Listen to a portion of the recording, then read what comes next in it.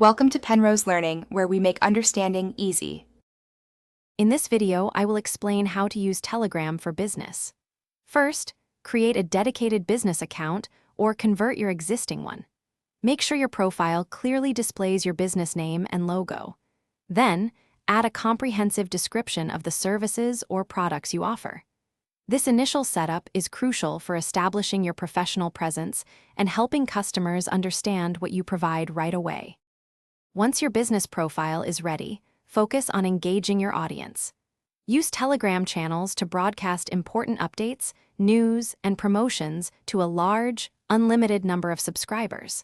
For more interactive discussions and customer support, create groups where members can chat and share. You can also use polls and quizzes within these to gather valuable feedback and boost engagement. To streamline your operations, leverage Telegram's automation features. Implement chatbots to handle frequently asked questions and provide instant customer service, saving you time and resources. You can also schedule messages to ensure your content reaches your audience at the most effective times.